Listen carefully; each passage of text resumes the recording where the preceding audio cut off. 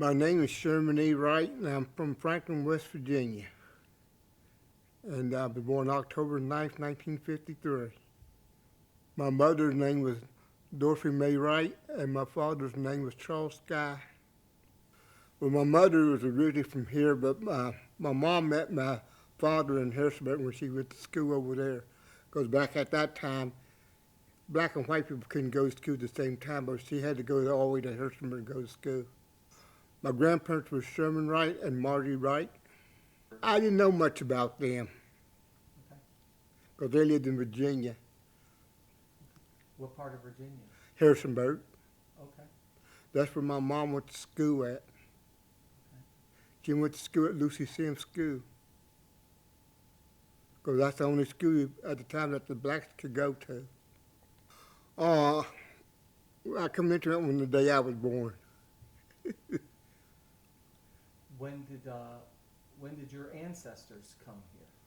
Oh, they was already here. I think they was what was they? German and something else. Because my grandmother, she was the most, and she did most of them by her whole life, and she's been dead since 1973, I think. And she lived up her whole life. But all I can tell you, my mother worked in Hanover for a while, but then my father, he worked for Grand Piano in Harrisonburg, Virginia. Where did you go to school? Franklin High School. Oh, where did you go to elementary school? Franklin Grade School. Of course, my Aunt Lottie, she was a school teacher too. She taught the English class, 5th, 6th, 7th, and 8th. Where did you go to church? Right here. Entry Mountain Church, Emmanuel Church. Oh, when we was young, it was pretty full, but see, a lot of people moved away, you know, and that's what happened. A lot of people moved away, and sometimes it gets full, but if the people come back here. Why did people move away? Better jobs, you know. You ain't gonna make much in this town, because my whole life I worked away from here, Where did you work? all over the state of West Virginia. Doing what kind of work? I was a driller and a blaster. Can you tell me about that? Yeah, it was interesting. I sort of missed it. I sort of missed the people I worked with, you know, because they're pretty good people. Some of them, but then you had some buttholes that could be. But my last job, man, that's the guy I had, man, he'd do anything for me. He was a good guy. Drill holes, then you shoot. Then you put the dynamite in the hose and shoot them. And why? To build roads and stuff, to take off mountains and make ground level and stuff. Yeah, I could tell you one thing. I had this job one time, and a lightning storm come up, and there was an electric caps, but you know, wasn't supposed to work around electric caps during a lightning storm. We had to walk around alongside of a mountain to get away from the shot, because we already had it loaded. Because they always told us the best way if a lightning storm comes up, to walk through the middle of a shot. That way he won't get it blowed up as easy. I've had a couple close calls. Can you tell me about that?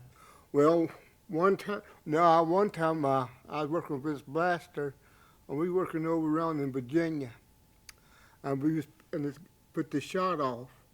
And the guys over there, they always wanted to see the dynamite go off because those rocks and stuff. And we was building this factory, and we put a shot off. The blaster put a shot off, and the guy took off running, and the rock caught him in the back of the head and killed him. I seen some Mexicans doing the job, but not very many blacks. How did you get that job? I started out in 1977 back at Bath County Pump and Storage Project, and I just worked my way up the ladder. Then I come back to West Virginia, because I worked in Virginia when I first started out, but West Virginia had that high paying scale, and I liked that. I think the last job I had, I got $35, about $35 an hour. That sounds like good money. It was back then. I always tried to treat it pretty good. Now, of course, you know, you have some assholes, but that's in every place you go to work at. I tell you what, thing, when I worked in Virginia, I had this white guy look at me. He said, "Watch out for that guy over there." I thought he was joking with me. Till one day, we was getting ready to eat. He said, "Do you want to see a picture of my family?" I said, "I don't care." Here he was, the head of the Ku Klux Klan. He showed me his outfit and stuff on. He had 3 black marks on his arm right here. I said, "That's what that white guy told me." I couldn't believe that. I was telling him how he had him a blasting license. Because I kept my eyes on him after that. A couple of years ago, somebody took a doll baby and put it in a tree and took it out here to the Smith tree and hung it up in a tree. When I went to Virginia, when I first got about 20, I could get any type of job. But it just seemed like as the years go by, it's hard to get a job as a black man. I don't know what it is. High school was pretty good. I can't complain about high school. I had a lot of good friends, white and black. You know, because they was a younger generation, you know. We had one guy always wanted to try to pick on people, you know. He's just a mean person. But then he was a drug head, and that's all it was. On Sunday afternoons, all the kids up here on this mountain got together and we played. We either played ball or something. Especially hide and go seek. We ran all over these woods and stuff when I was a kid. Because when I was a kid, there's probably 25 or 30 of us kids up here on the mountain. But everybody then got growed up and moved away. There ain't no kids up here no more, about maybe 5 or 6 kids. We had a lot of fun on Sunday afternoons. Oh man, we run all over this place playing tag, and over at Ernest Morgan's, we used to play ball a lot over there, softball, every Sunday. Who were some of the better players? Tony Morgan, oh, she was a good ball player. Dot wasn't bad, but Dot wasn't as good as Toot, I don't think. She just as fast, you know. She know how to hit a ball. Mine's been pretty good, as far as I can say, you know. Life has been pretty good. I know some people maybe it's had a hard way to go, but I can't complain. Yeah, I can never understand it. I always heard it was over on Hall's Hill where it happened at. But I don't know who the guy really was. Oh, I love music. I listen to my music all the time. I had an old CD in my Nova, boy. I used to play that thing all the time. Just when the CDs and the square tapes come out, yeah, I bought a bunch of those. Just rock and roll, good music.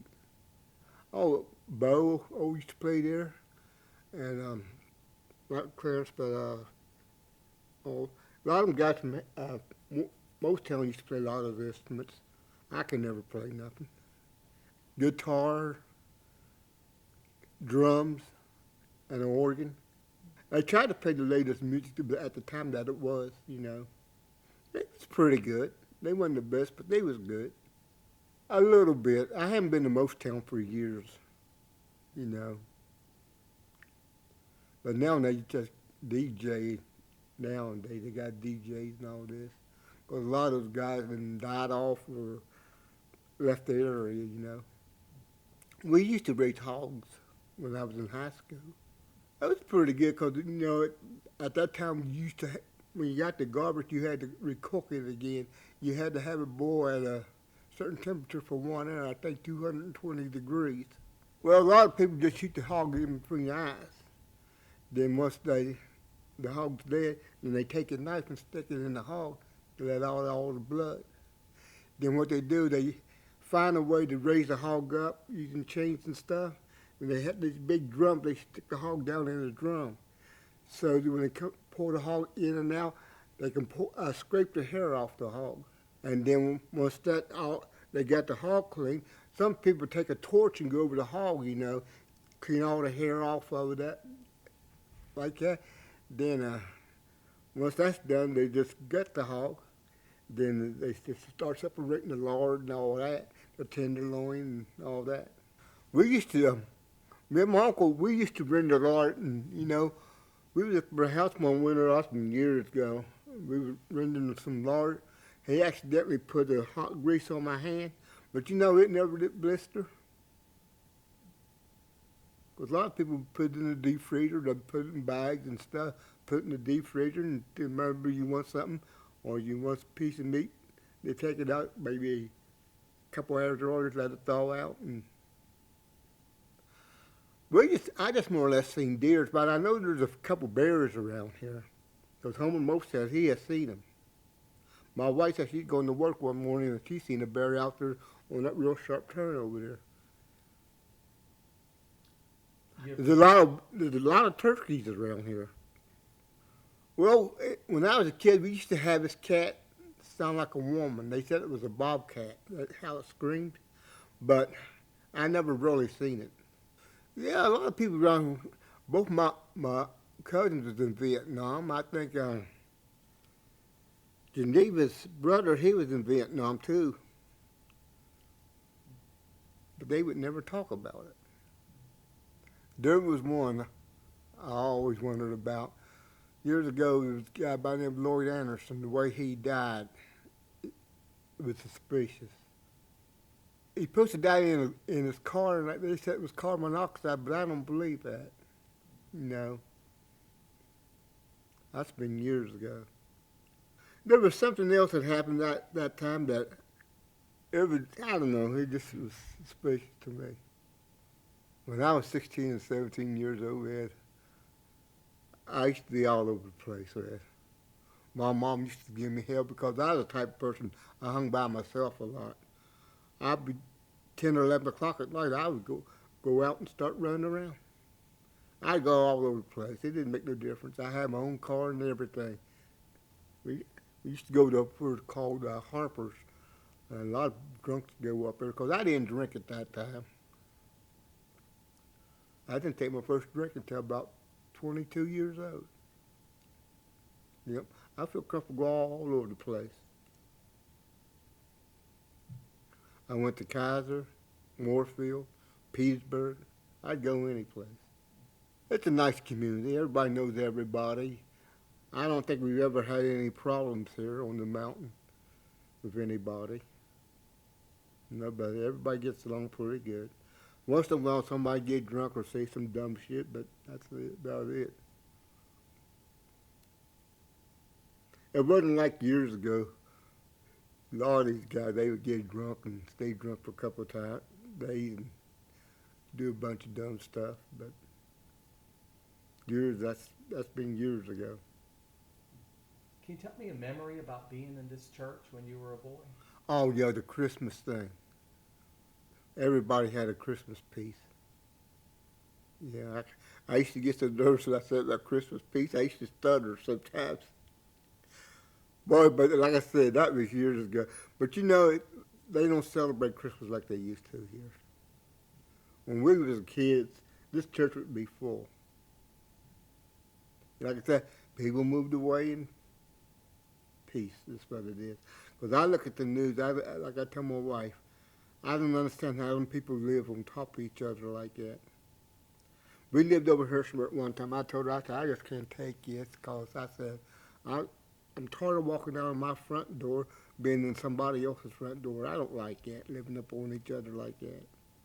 I'm a country boy, and that's what I like, being in the country. But ain't nothing like being in the country because you can do anything. You don't have to answer to nobody. You don't have no problems with nobody. That's it. Just the way I growed up, was we worked in the gardens in the night time, in the evening time. We mowed yards. We cleaned up around the house in the early springtime. Done all that kind of stuff. Then in the wintertime, we cut wood and stuff. I can remember one time we was cutting wood. Man, it was so daggone cold, man, I tell you. It started snowing. When I was a kid, we would get our snow maybe in November, but you wouldn't see no grass no more until spring of the year. That's when I was a kid, but we don't get snows like that no more.